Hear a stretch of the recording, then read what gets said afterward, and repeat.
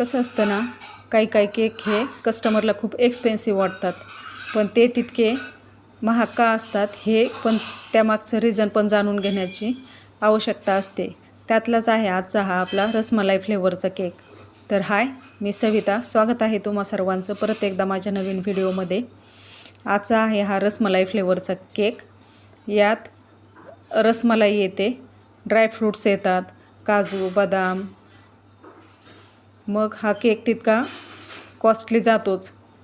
तर हा केक बनवण्यासाठी पण आपण जेव्हा नॉर्मल केकला शुगर सिरपनं सोकिंग करतो, तसं या केकला सोकिंग करतानासुद्धा रसमलाई फ्लेवरचं जे मिल्क असतं किंवा रसमलाईसोबत जे मिल्क येतं त्या मिल्कनं याचं सोकिंग करून घ्यायला लागतं.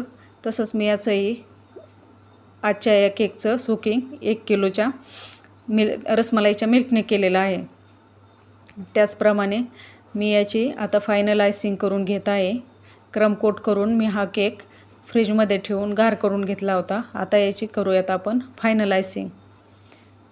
याच्यानंतर यामध्ये